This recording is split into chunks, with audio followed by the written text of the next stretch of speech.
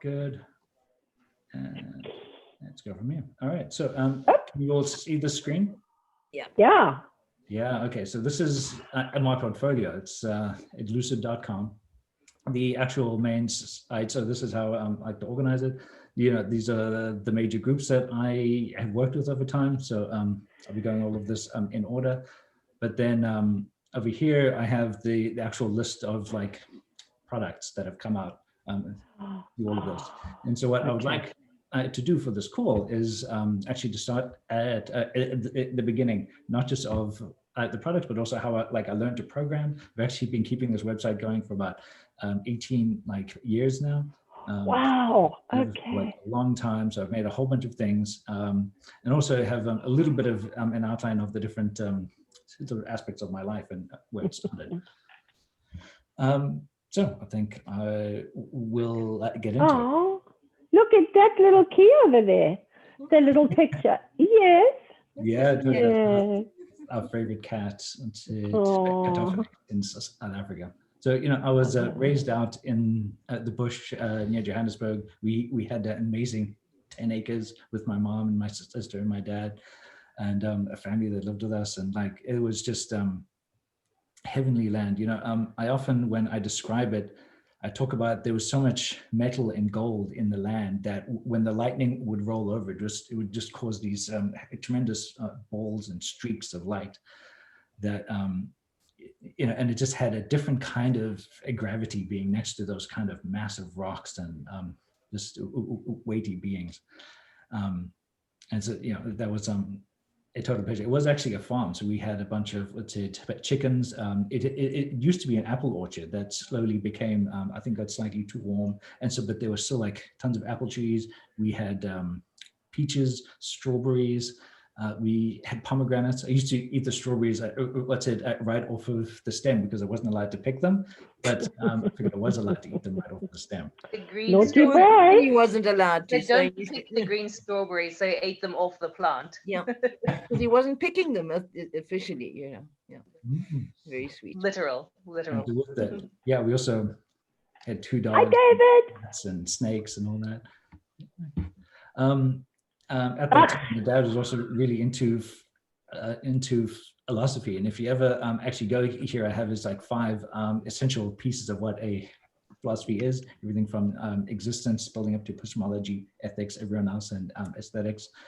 That's me and Adam used to talk about this stuff for hours. It was all, based on Ayn Rand as a philosopher that I love by a lot of these deep understandings. And this is actually what my dad's notes, it would look like. It's an example to, lovely old handwriting and all that. We still talk about it. Yeah, totally. It's just, like a huge part of our life is how people think. And, now I'm actually getting more involved in AI. So it's all about how do AIs actually think and how do they build up from like raw perceptions up to a philosophy. Yes. Yeah, right. So, at that time was also when there was the change in South Africa and we voted out the apartheid, which is one of the most beautiful moments in my life. To actually see a whole country get up and go like, no, we're going to change this and just vote it out. It reminds me of what happened but recently, but just, this, that moment we can actually decide for yourself. This painting in particular was painted by my godfather, who's, possibly one of the best impressionist oil painters in South Africa. And this is how I learned how I got into graphics, how I got into computers and all of that, was by understanding these beautiful images and, to really think about what goes in. And if you can see the painterliness that is in here, but like the light actually rolls over each little piece of oil and stroke, forms a shape. So anyway, that's how I got into rendering. I learned perspective drawing when I was a kid and all of this. So out of that, there was, the New South Africa, amazing, it changes, but also at that point, I became an immigrant. We had a bunch of changes in South Africa and we were like, I think now is actually, like the time to go to America. We were actually, we were robbed and we lost a lot of stuff and all that. Mm. And so we decided to like, hey, let's just go and like make a new life in America. And we came and all that. And as a part of that, I love this country and all that, but it was a little bit of a shock. I started to train myself in programming. So I lived in Florida. That's actually Adam in, driving the truck there. But we also had a bunch of snakes. That's a whole nother story, but we actually bred a bunch of snakes in the house. And it's in cages. Not running around. In cages, right? Yeah. This is a gaboon viper, one of the fastest striking snakes in the world. And I'm not watching. There's no snake. They can't run. They don't have legs. Come on. I do recall a couple snakes running around. Roaming. Okay, roaming. Sometimes. Lizards more. Okay, David and I still have a snake. We're still rocking that. Right, totally. Yeah, there's sneaky beings and all that. So, at this time, my dad was doing murals and all that. So I got more involved in sort of perspective drawing, understanding how all of that works. And all of that, it was around this time that I started to learn how to program. I got this early Texas Instruments 83. I learned to program it. The variables, you could only have one letter variable. So it was like A and X or whatever. But anyway, at the time I got really into it. And out of that, I think I managed to eventually steal a version of Visual A++, which is, like a fully fledged just programming environment, ran on my old, computer. And I made my first app that I've been able to record, which was this, like a crystal math program. And so you can actually, do equations and all this in one form. Oddly enough, it still runs. I have it on a virtual machine here. So it can run, and you can like add up equations and all this. But just even this, being able to write an expression and have that solved is a huge deal in terms of the amount of code that actually goes into that. And this thing could do, basic calculus and derivatives. So in a symbolic way. So there was like a huge amount of effort just working on what software actually is. And I got really involved in all of that. And from there, I started to work much more on like, what does it actually mean to do more visual interfaces? So I started working early, like 2D graphics, understanding how to draw boxes and lines and all of that, which slowly added up to menus and buttons and forming that into early graphing equations in this. This was actually my first 3D program. I still have that as well. And it was, in this case, I wasn't using 3D hardware. I was actually just, drawing it with 2D circles and all this, but adjusting the size to make it look like it's in 3D.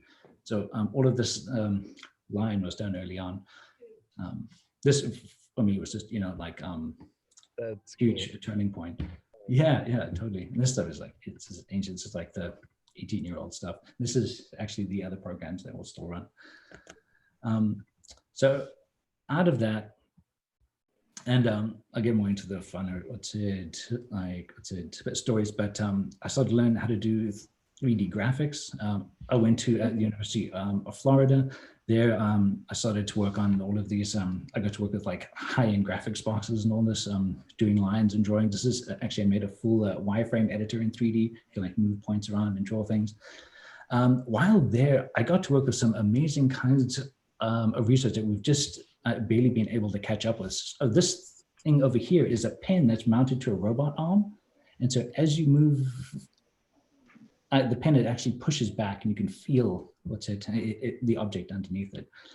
So I actually did a virtual surgery program where I had fat and you could like virtually cut into it with a virtual knife. It would like slowly peel apart. It would give at just the right amount. Anyway, so loved all of that stuff.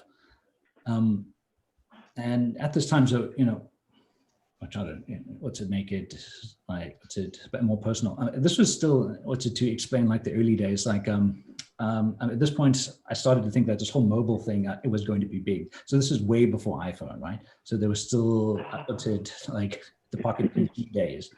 Yeah, where like at that point we were just amazed to have anything. Here I've actually got the old apps that still run on Windows CE. All these things are so cool. Yeah, totally. Yeah, and so these ones were, there's, what's a game ago, you'll see the evolution of this later on. But so out of that, I was like, this whole mobile thing is going to be big. I started to win contests, and Microsoft actually won one of the first tablet PCs, which was a full touch pen. At the time, a revolutionary device. Yeah, totally. And of course, I had no money, so this was like more computer than I'd had before as well. And so, yeah, and I learned how it works and how it draws. And this is actually a 3D or time-based animation editor where you can draw lines and dashes over times. And all of these have full like pages behind them, by the way, like instructions and all kinds of nonsense. I have a strange selection of doing that. I don't know if these actually work anymore, but. Helena? Yeah. Yes, too clever. I know, I've been watching this since he was a kid. I mean, Yeah, it's been a long process. So out of that, I got to work with, at the time, there's in graphics, there's this concept called a shader, which is little code that you can write that runs per pixel. And this was one, I actually got one of the first cards that had this. It had 8 instructions. And in those 8 instructions, I was able to do a magic eye from an interactive piece. So this is a texture like, so if you squint your eyes, you can actually see a 3D shape in there. It's actually the back of a computer. But that as an idea just got me going. I was like, how far can that actually be pushed? And what I ended up doing with that is a modified Quake, which is an old a 3D game. And so if I come over here and launch this game, now this worked a little bit earlier. Hopefully it'll work now. Yeah, excuse the things. Loading. Flood of memories coming through right now. Yeah, this is actually a little bit strange to see for you guys, but this whole thing is in Magic Eye. And some people over Zoom have been able to see it. But if you look, you can actually see there are 2 barrels ahead. There's a big column in front. And here's actually the spaceship that you came in on in the story. And so this is a full a 3D game. You can actually play around, and there's explosions, and you can hit some people and all of that. And it's all done in Magic Eye in real time. So now there are people that have said that after they have done this for a while, it starts to sort of change their brain. They get these interesting headaches, but I still think that it's a good thing. Lewey's mum So has you think never it's a good ever seen this. Oh, I can't see Magic Eye. You get used to it. So it was at that time that I learned all this whole bunch of hardware. I'd done a bunch of Microsoft stuff, and I got my first internship at Microsoft. I actually interviewed at 19, and then on my 20th birthday, I had the day after the interview, and I just got to go around Seattle and go up the Space Needle and all that. And I was like, okay, this will be my home for the next while. And so at 20, I had my first internship. This is actually a picture of the original Microsoft campus. It used to be in this building right over there. It was, it was over there. There was like a lunch area and all of that nearby, but it was just an amazing place. And you went to Bill's house, didn't you? Yeah, totally. Well, and it was at that time that I come to the first of my my professional product was actually Windows Vista back in the day. And so this was, and you might have noticed there was the little glass edge at the windows, and it had that frosted look. At the time, it was, because they were using, graphics processors to actually do the windowing. And so that was, a major breakthrough at the time. And I was involved with the early layer in between the applications and the OS that would take the sort of scene of different stuff that you wanted, and that would render it at the low levels. This is how most game engines work now, but at the time it was very risky, and we didn't even know if it would work. But I ended up writing the first 3D game on Windows Vista that was actually the game of Go on a Mobius strip. Which I later released, and it's on the web now and all that. But so anyway, there was that one. At the time, I got more into, the real art and craft of software. I got a job when I went back to college, working at this chemistry company. And there it was, the name is Hypercube, and they make a product called Hyperchem. And what it does is actually a quantum simulation software for the pharmaceutical industry and for other chemists and all of that. And so we would take a model of a molecule, run it through a simulation, actually figure out the forces and tensions. So this is actually a voxel rendering that I did of that. And you can see the electrostatic, potential around the, yeah, this is not the best shot. Anyway, this blobby thing around there is actually an isosurface of the electrostatic potential of the molecule, which in other words is like the shape and feel, the bounciness of the molecule. At the time, that was version 8, but I helped to rewrite all of that into a form that would operate on proteins, which became the product Hyperprotein 1.0. You're at university still, right? Yeah, totally. I'm still at university now, but I actually did the rendering for the colors and ribbons and all of this that you see in that shot. Yeah, and so they were still in university. Also at that time, I got much more into like the active carving and drawing in 3D, and made one of my favorite apps, which is Vista. So to have a look at that one for a moment, it's actually, this one I think is the better one. So the idea here is that it's a voxel carving, let's say, program. So you get a virtual block of clay, and you can start to cut into it. Wonderful. Oh, look at that. Look at that texture. Oh, I love it. You being a sculptor, this is your start of your sculpture interest. Oh, Yeah, exactly. The form and sculpture, and yeah. And you can even draw all kinds of different colors in this. And actually see that form as wow, it cuts through. that's amazing. Oh, thank you. And it even had one of my favorite ones, which was a, let's see if I can do this. Paint or I think I might need to do it. But yeah, but you can actually make the whole thing as if yeah.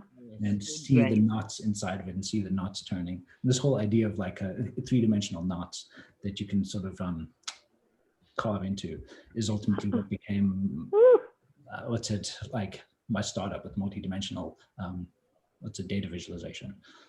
But anyway, yes, you can make. Oh, wow, that's beautiful. Look, right, look. Oh, you could stick your finger through it like a big ring. Yeah, exactly. My goodness. Yeah, oh, just make the whole thing. Yeah, and this is actually with software bump mapping, which at the time was quite rare. It's of the normals and all that. We calculated the curvature and the lighting. That also got used in another side passion of mine, which is equation graphing. So here you can write an equation and actually look at it. So you can go like a triple helix and look at that shape and even change the quality on it. Let's go like nice and high resolution. This will take a little bit, but then you end up with these like really gorgeous lines. It's like MC Escher almost, your design there. Yeah. That's the hope, yeah. Great inspiration, the man was. Oh, tremendous, yes. Yeah, and I also learned a lot about performance and all that to make all these things efficient and work well. So I'm still back in college at this point. I'm learning all of this stuff, much more about software engineering. I started to get more into games. So when I worked on the 3D stuff at Microsoft, I started to learn more about, what does it actually mean to like have a game and what are the different parts, and they have to move around, often made with these 3D scene graphs. So here I made, a version of those. I call these the freed series of games. And so freed invasion is just a 3D version of an old game. But the game of Go is actually, Go, but now in multiple other dimensions. There's, like a recent version of that on the web. But you can have like cubes and toroids and all of that. And then part of that was Shuzzle, which I think is actually one of my best puzzle games. You'll see here. And it's my beautiful fiance. Yeah. Hi everybody! I'm emerging from Hi, Susie.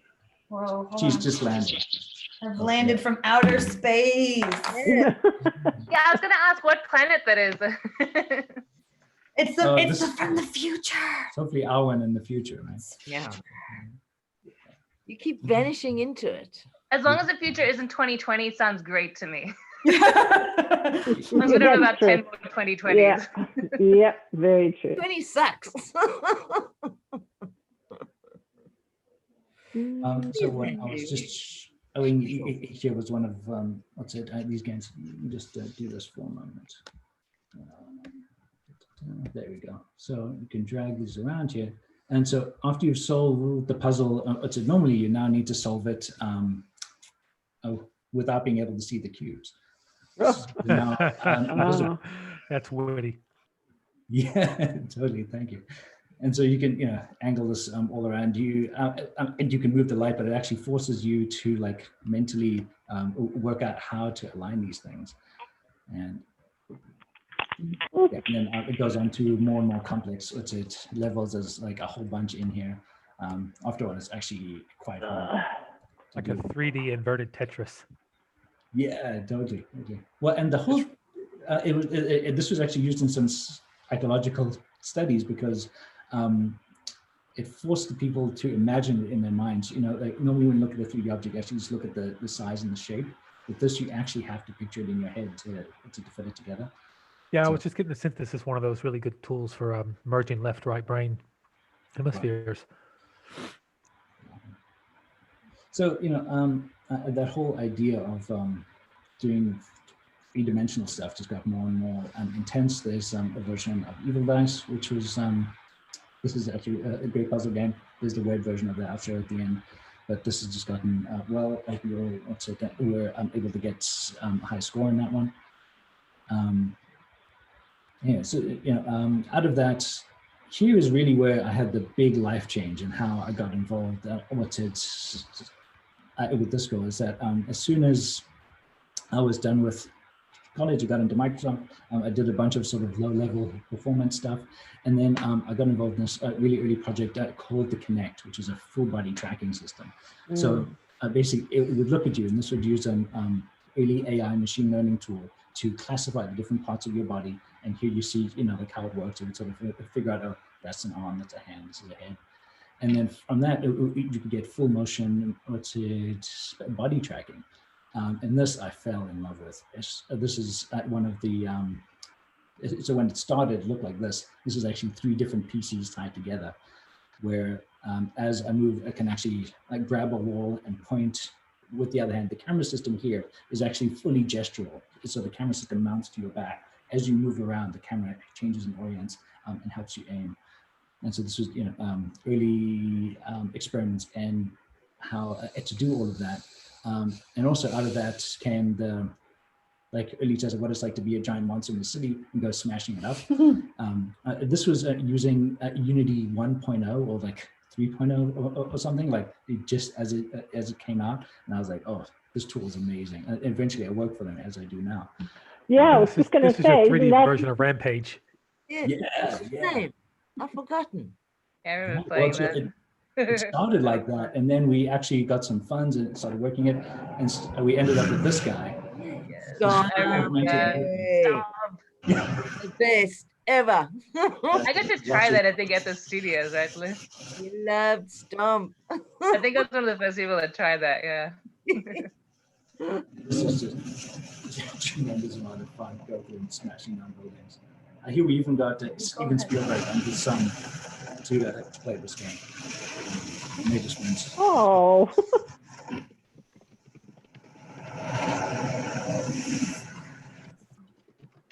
Yeah. So out of all of that, I got involved in a lot of just how the data is actually drawn, what's going on behind the hood.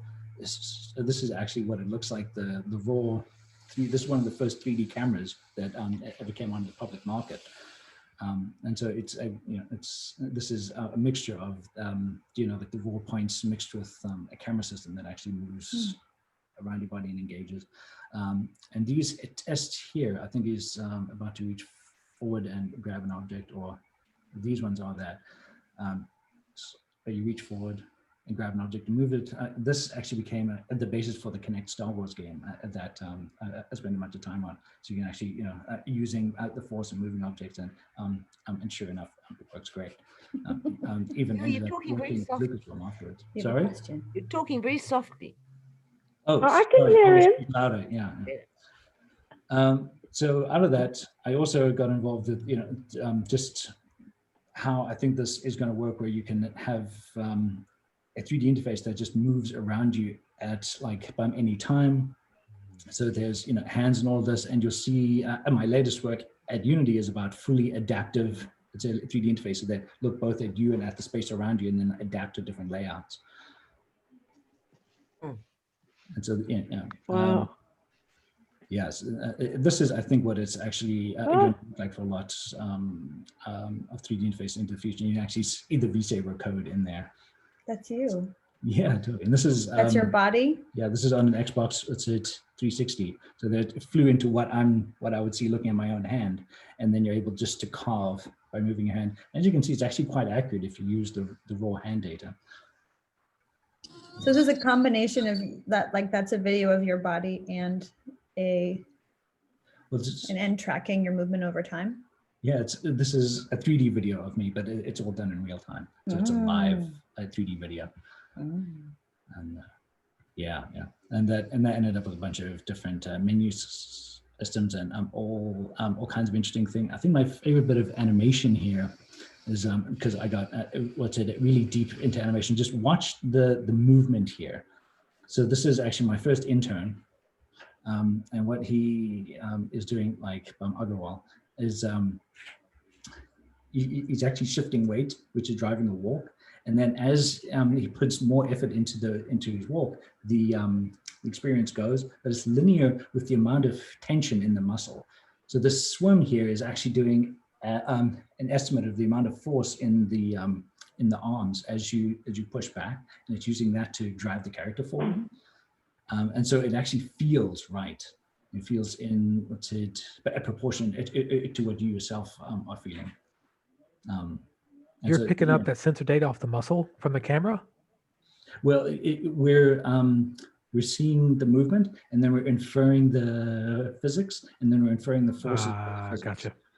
Yeah. So, but anyway, this stuff, there's some interesting work that they're doing at Neuralink and all these other places about, like how we can track the actual neurological signals that I think will make for amazing interfaces in the future.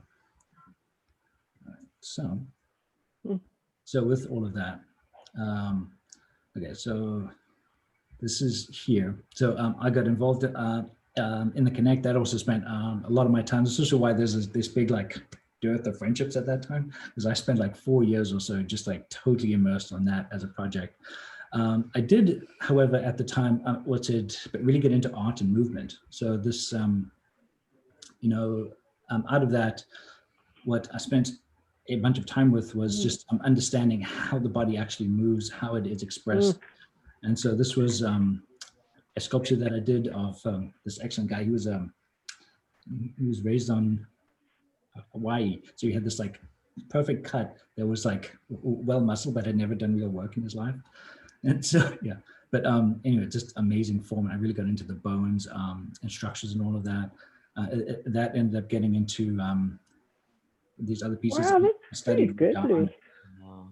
Yeah, thanks. So, Wonderful. yeah, Thank It's, and learning anatomy too, Babu. yeah. It helped that I was writing tons of gesture code at the time. So I had to understand the anatomy to understand. And you built each muscle, didn't you, before you put the skin on? Yeah, totally. So I'd just like slowly build up the lines, and like the bones and layer on, like a true crochet. We do the layers of the muscles. It's a really valuable learning experience, and it helps a lot with ergonomics. His face is beautiful. Yeah, It is, isn't it? So expressive. smoke. And This one is called Second Good Idea. The first He's one. going, damn, why didn't I get the first one? Totally. Yeah. And so out of all of this, I ended up getting more and more involved in just the hand itself, because there's so much in there. Oh. And so with this, there's like 23 bones, I think, for, the forearm actually has 2 major bones that you feel rotating over each other. The upper arm is 1, forearm is 2. Then your fingers have the 5, major fingers. And then they have pebbles in between all that. So it goes, first the 2 bones, 3 pebbles, 4 pebbles, and those hold the 5 stems for the fingers. And so, out of all this, I just spent a ton of time understanding all of the different angles of a hand, all this. I think there's even, It's beautiful. there's a lot on the different Hands angles. are expressive. Jeez. I'm actually doing a stone carving of a hand recently. Yes, yes. Oof. Yeah. We're enjoying that. And so with that, the reason I was getting so into hands is I was actually looking up at 3D hand interfaces. So how do you start to interact with a system? So in this case, I've got this is a live hand tracking thing on the left hand and a mouse on the right. You can do different poses like this, a row, a column. And so to have, at the other hand, as a scroll, but also as a rotate mechanism, I would say to be able to look around an object in 3D just by tilting your hand. I even got the president of Microsoft at the time to try this. It's Satya Nadella. What's interesting is that even as you are rotating this thing in one hand, you actually don't lose mouse accuracy in your other hand. And so this is actually where I think the mouse and 3D will like naturally combine and form the next level of interface. Yes. Yeah. What's reading the data? Oh, that's a Leap Motion device. So Okay. I've got the sense that was, yeah.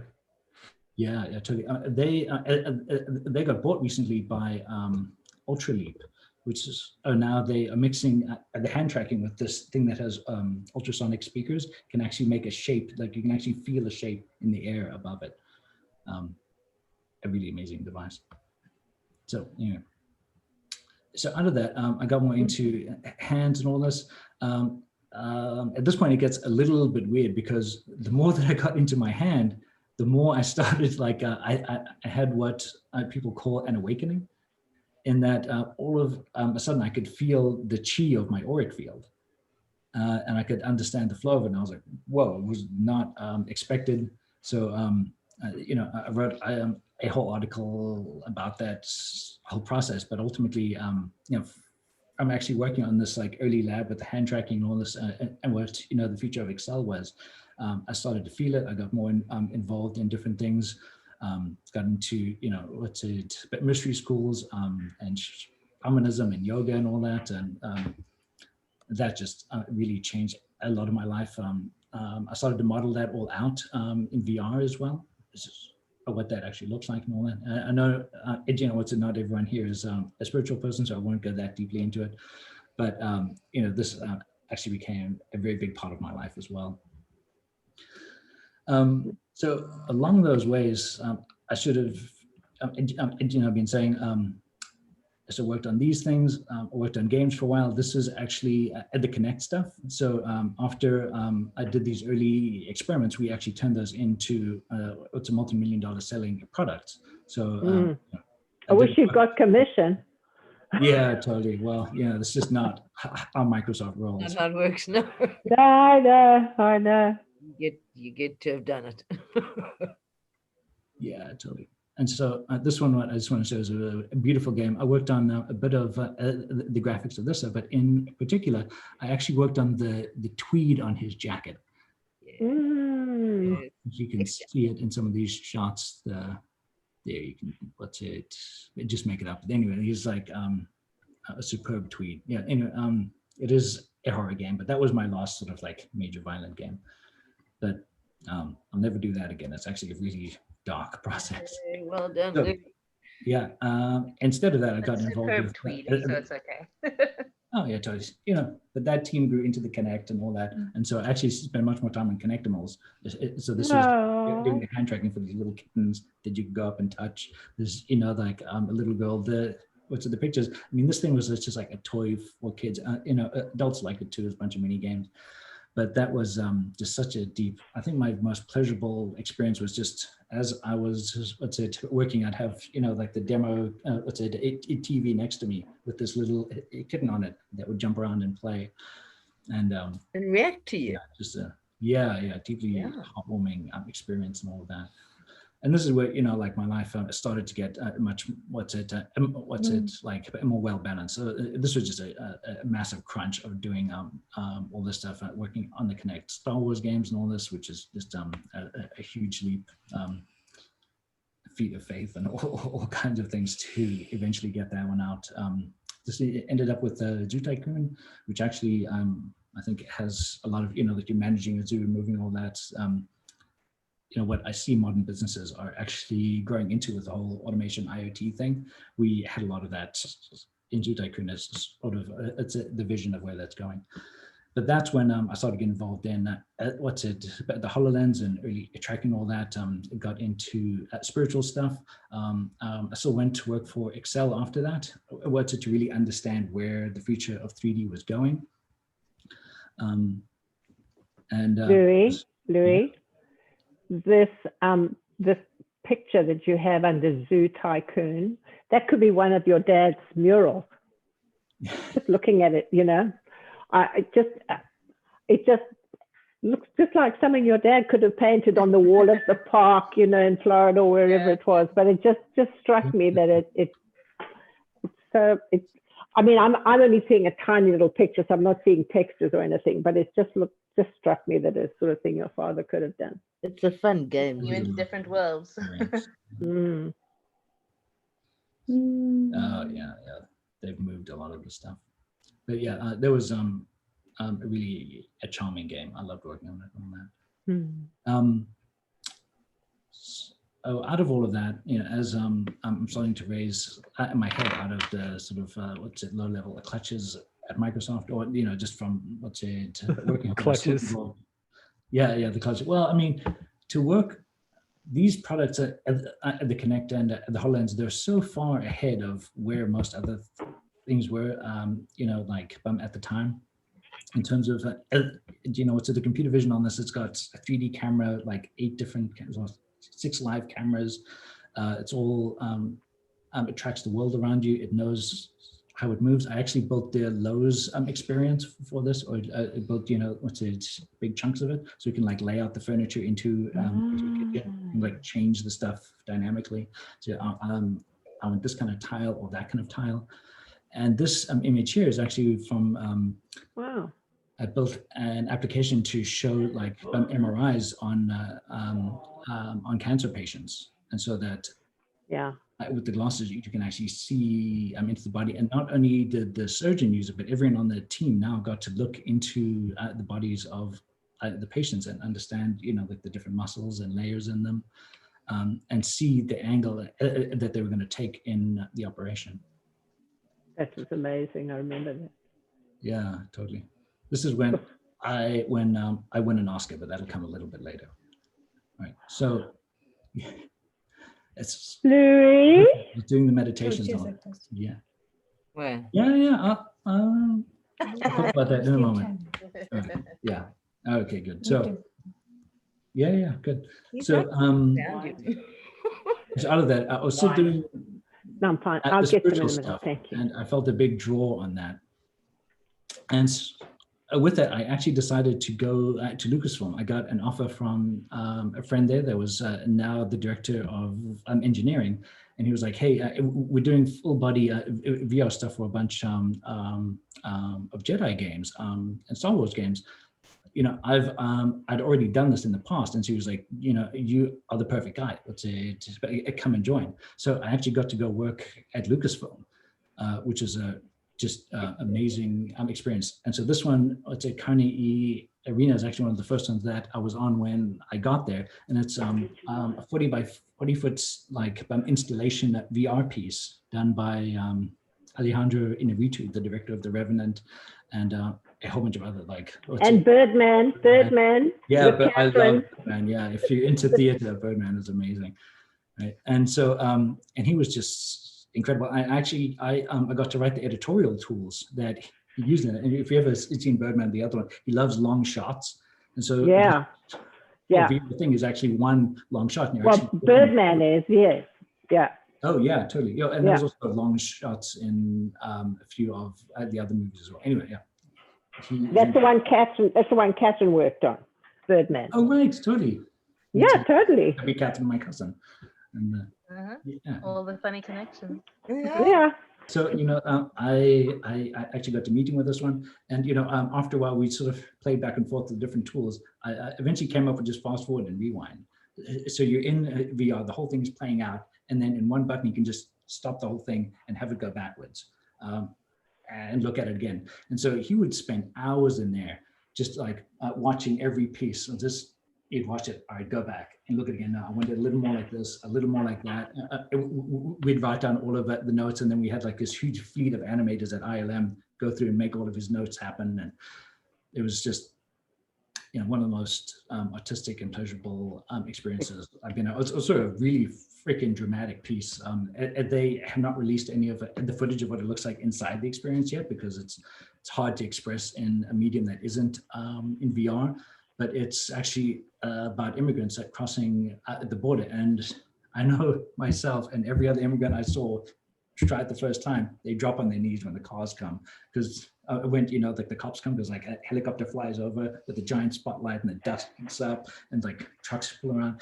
It is fucking scary. But the best part is that you start to realize, you start to even to see it from the cops' perspective when they're asking, why are we doing this? And it flips the whole narrative, and you realize just the wrongness comes through so clearly, and everyone on the set gets it. Anyway, it's the wrongness. The wrongness of how illegal immigrants are treated in this country. It was the point. You got a taste of it, tiny taste. Yeah, totally.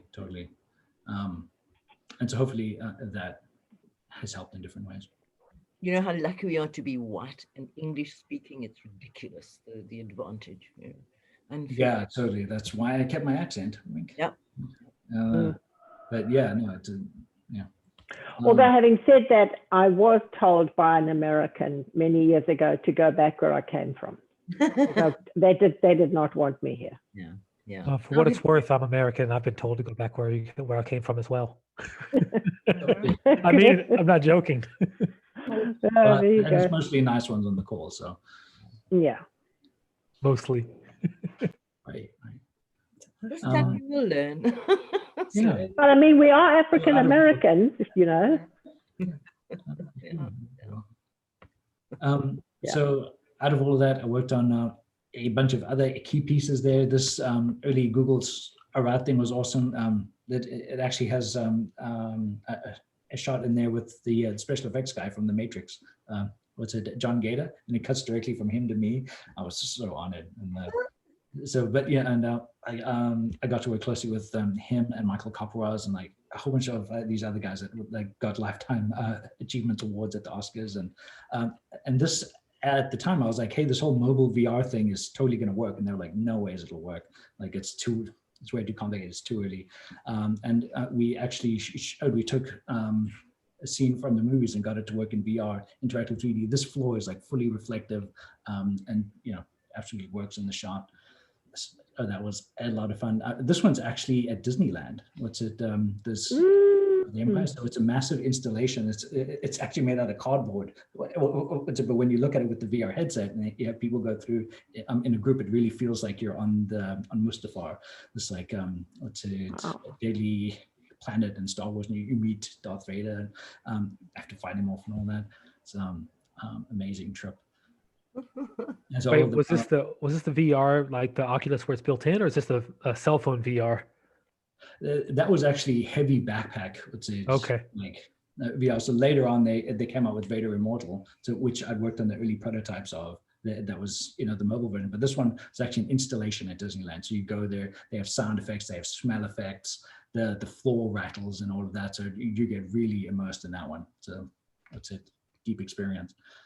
Out of that one, also worked in the early versions of BB-8 and how that all flows. This little AI that you can go and cuddle and all of that. So I got more into the cuddlier aspects of games. Vader Immortal, which was a lovely piece. And at this point, I'd saved up enough cash and money, and I actually went to start my own little, let's say, company, and was doing 4D process visualization, which is this whole idea that you can actually see a thing move over time. So, if this is a map in 2D, of latitude and longitude, and you just have to move your mouse, now you can see that in 3D, how it can stretch. Michael. Yeah. Sorry, don't worry about me. Hold on a sec. Michael, put it on 6. Good. And so that'll all flow in that way. And this even does thousands of different points and different shapes and all of that. So this is a social network. If you imagine your social network and who you talk to, and yet over time you can now see how the different people can change. So, in your life, you interact with different social groups over time. And so this is, what that might look like if you start to think in 3D, which a bunch of my spiritual practices help me to practice, to think in. So all of the, this ends up a whole thing where I was looking at how factories might look like in 3D and what it means to be able to track a team and build a whole interface around that. All of this, and just a whole bunch of early experiments around what does like true multidimensionality look like. Lovely. Yeah, you can actually watch the facets increase. And the reflection, you got into reflections too, huh? Yeah, totally. Very nice. Yeah, this is actually live on the web and all that. A lovely video around all this. And so with all of that, it was actually quite complex to form a business out of that. So I ended up working at Karuna Labs, which is a full VR motion pain therapy. It'll actually guide you through different movements and heal the pain. Or at least, teach you. They had a lovely equation that they said pain is sensation times resistance. And so, if you can lower the resistance, you can actually lower the pain.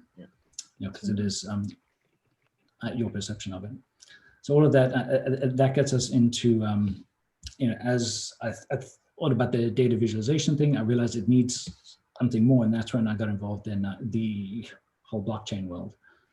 Hey, Lewey, I'm sorry, I have to go for a work obligation, so I just wanted to wish you a happy birthday. It was great to see you, and I'm very proud of all of this. That's wonderful. Adam, you're looking very well. Nice to see you. Good to see you, Yeah, great to Adam. see you again, dude. Bye. Sure. He's a really good guy.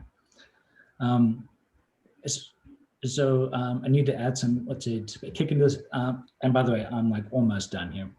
But I need to add some kick into the 4D thing. And so with all of that, I got more involved in this Versus group. And what they were doing was actually mixing augmented reality, but actually with like jobs and contracting. So over here, we have this, this is a model of what a smart warehouse might look like. You've got logistics and all this, like all the different parts of it can automatically be tracked and formed. And just to, so that, like how things are moved around, our eventual realization is that most of the stuff in warehousing and actually in the world is all about something moving in space and time. And so out of that, I got more involved in, what does that actually look like in AR? So imagine like you walk up to a door and it can actually find sort of AR post-it notes, like here, like look down, there's a little arrow saying look down. The key is in. It's clever. Yeah. This is needed. Yeah, totally. Just AI right on the thing. And so this is where I think, like the future of like AR and computer vision glasses is going, is we can leave these messages for each other and just see them, play back in the world. And even leave tasks associated with them and once you have like an AR post, and then you can add things. This is what it actually looks like to make one. You can like take a photo of a hand and just leave that, and you're like, hey, press this button on the washing machine in 15 minutes or whatever. Yeah. How do I do a steam clean on this washing machine, please? Okay. Boop, boop, boop, boop, etc. Cool. Yeah, and there's, you know, And it's not simple. Look, it's a for you. It's a heart. yeah, that's actually trying to be Look, that's a heart. Oh, it was okay. There was a heart. Get out. Love message. So with all of that, what is interesting is when you make those scans, you can actually find them on the web. They can automatically post. And so this is my home in San Francisco that I lived in until very recently.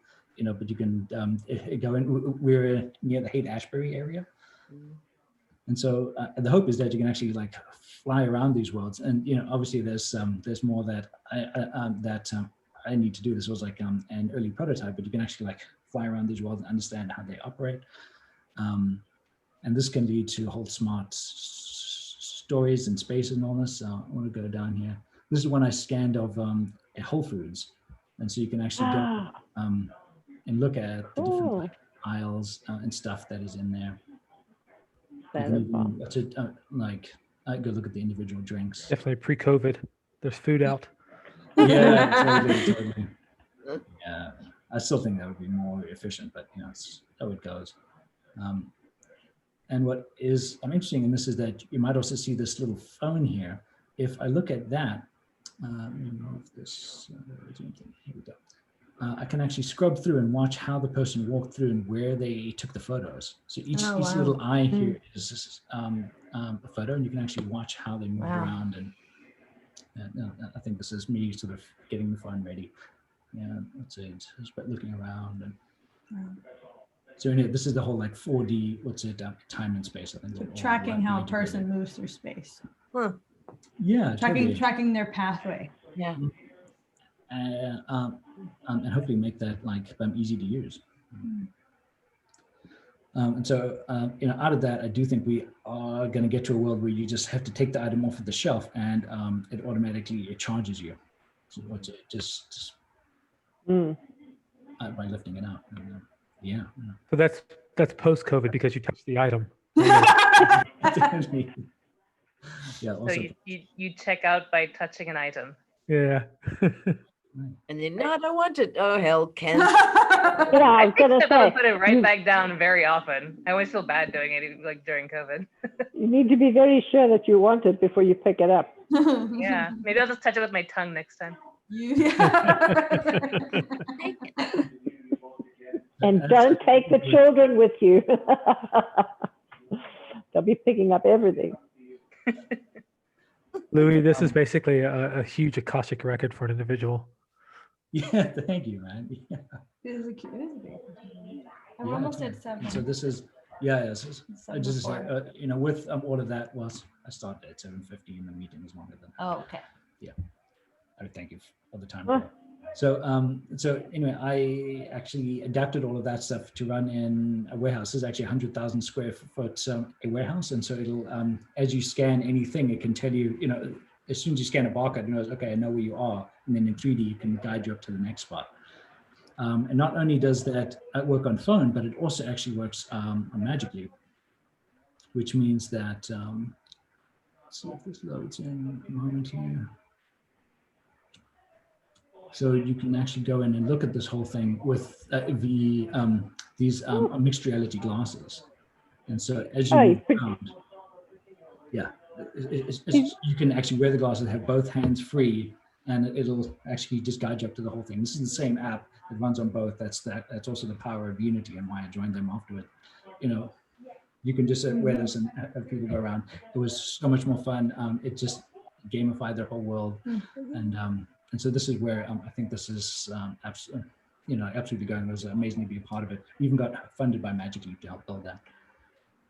And so out of all of that, There he is. yeah, totally. Those logistics. Yeah, this There's is Bereza eyes, Elena. Yeah? Yeah, totally. my mother's Yours, my grandfather. Andrew's. Sorry. Yeah, totally. Well, and so anyway, it'll be like this, and it'll have a big impact on how we understand space and movement and how that all is automated. So anyway, with that, it was still, there's so much to build on that spatial web. So I was involved with the writing of the book, The Spatial Web. I actually wrote the patent and the white paper that went along with the book. So, how to do all of that AR business stuff in a way that'll actually scale and form, I think, hopefully a new kind of decentralized network. And out of that, though, there's still some really big challenges. So the tool that I was using there was built in Unity, which is a 3D game engine. They're often popular for making the Pokemon Go the engine, that framework, and like a lot of other games, the recent Mario games as well. And so what I've been doing recently at Unity is building this tool called Mars. They can actually have you write apps that adapt to different environments, adapt into different forms. So this is, I'm just going to give a tiny little example. When we first got this up and going, it's what you can do is define objects and define how they relate to each other. And so, for instance, here, you can walk into a kitchen, scan a space, and it'll automatically lay out a set of dishware on that space for you. Work out the plating, get the plate on the other side, line up the other stuff near you. And this is, it may look odd now, but I think this is what, the future of applications will look like, is how they adapt into the different space around you. And like for interior designers or people that are like trying things out. As well as just menus. Yeah. Well, they fit themselves to the space. Yeah, totally. It's unusual. Right, totally. So, and that's all built in as the layout system that's in Mars. And Mars also does a whole bunch of other sort of core data stuff.